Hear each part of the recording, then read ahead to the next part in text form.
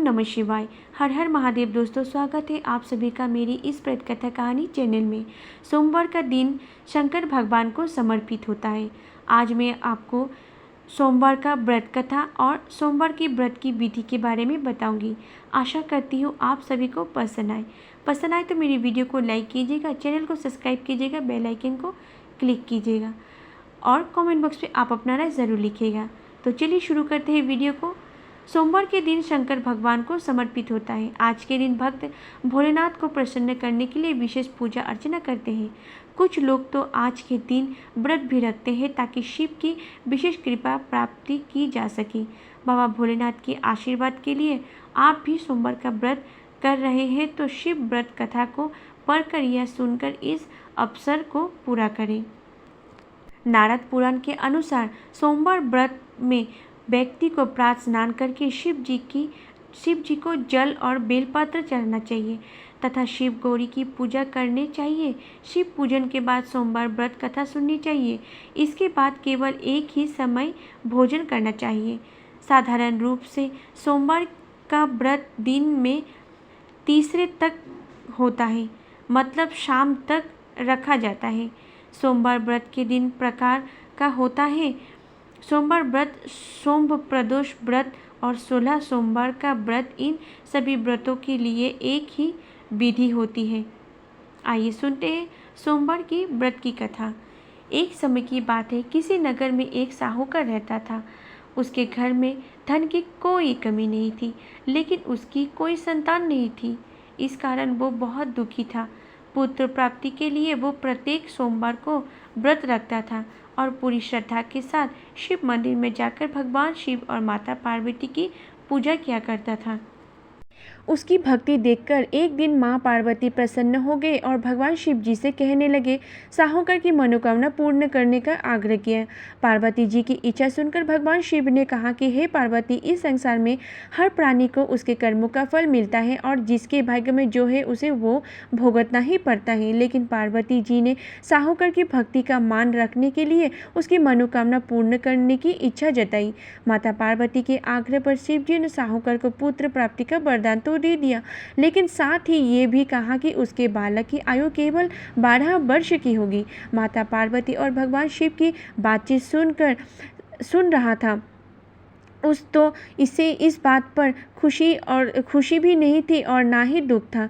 वो पहले की भांति शिव जी की पूजा करता रहा। कुछ समय के बाद साहूकार के घर एक पुत्र का जन्म हुआ। जब वो बालक 11 वर्ष का हुआ तो उसे पढ़ने के लिए काशी भेज दिया गया। साहूकार ने पुत्र के मामा को बुलाकर उसे बहुत सारा धन दिया और कहा कि तुम इस बालक को काशी विद्या प्राप्ति के लिए ले जाओ और मार्ग में यज्ञ कराना। जहाँ भी यज्ञ कराओ वहाँ ब्राह्मणों को भोजन कराते हुए दक्षिणा देते हुए जाना। दोनों मामा भांजे उसी तरह यज्ञ कराते और ब्राह्मणों को दान दक्षिणा देते काशी की ओर चल पड़े। रात में एक नगर में जहाँ नगर के राजा की कन्या की विवाह हो रही थी, लेकिन जिस राजकुमार के साथ उसका विवाह होने वाला था वो एक आँख से काना था। राजकुमार के पिता ने अपनी पुत्री को काना होने की बात की छिपाने के लिए एक चाल रची। साहूकार के पुत्र को देखकर उसके मन में एक विचार आया। उसने सोचा कि ना इस लड़के को दूल्हा बनाकर राजकुमारी से विवाह करा दूं। विवाह के बाद इसको धन देकर विदा कर दूंगी और राजकुमारी को अपनी नगर ले जाऊंगी। लड़के को दूल्हे के वस्त्र पहनाकर राजकुमारी से विवाह तो करा दिया, लेकिन साहूकार का पुत्र बहुत ही ईमानदार था।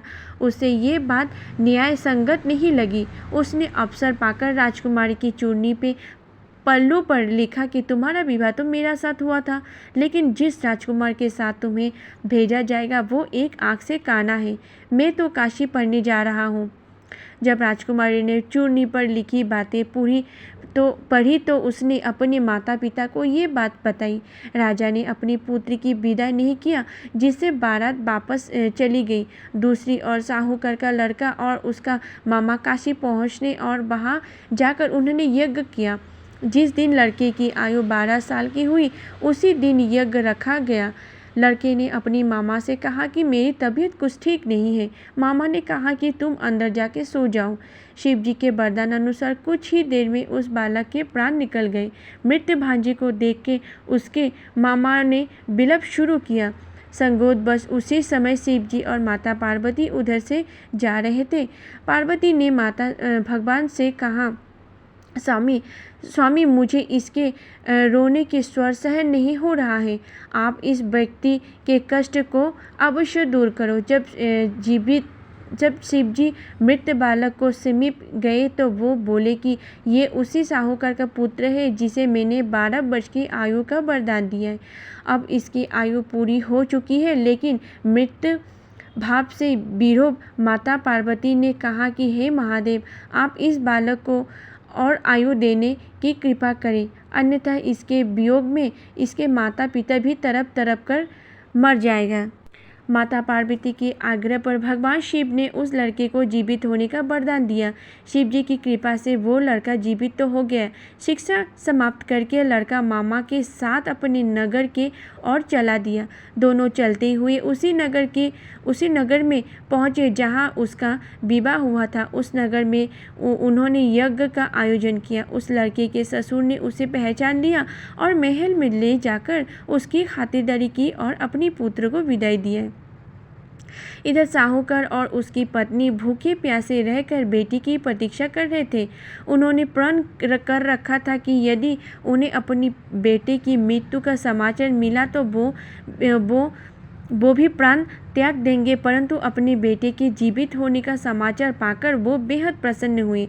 उसी रात भगवान शिव ने व्यापारी को स्वप्न में आकर कहा कि हे श्रेष्ठ, मैंने तेरी सोमवार के व्रत करने और व्रत कथा सुनने से प्रसन्न होकर तेरी पुत्र को लंबी आयु प्रदान की है। इसी प्रकार जो कोई सोमवार का व्रत करता है या कथा सुनता है और पढ़ता है, उसके सभी दुख दूर होते हैं और समस्त मनोकामना पूर्ण होती है।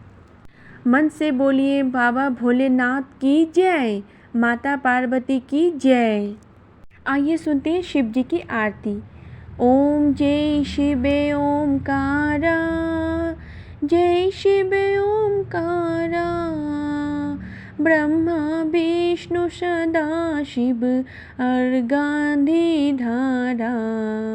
ओम जय शिव ओम धारा, एकानन चतुरानन पंचानन राजे, हंसानन गुरुदासन भीषण बन साजे।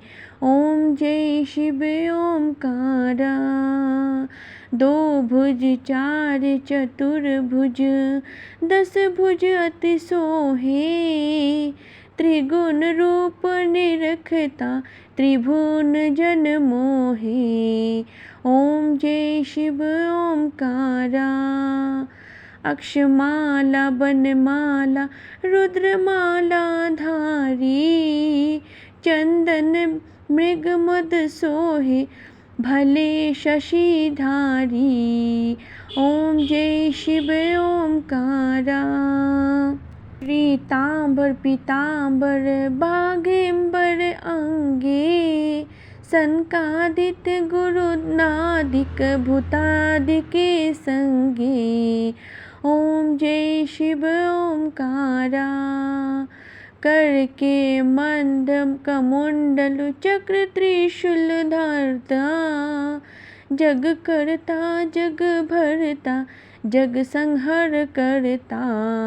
ओम जय शिव ओमकारा, ब्रह्मा विष्णु सदा शिव जानत अभिवेका, प्रणवाक्षर मध्य ये तीनों एकागे गे ताता।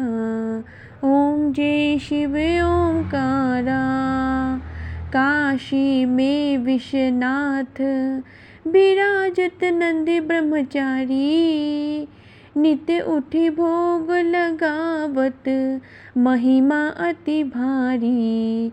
ओम जय शिव ओमकारा, त्रिगुण शिव जी की आरती जो कोई नर गावे, कहते शिवानंद स्वामी मन वांछित फल पावे।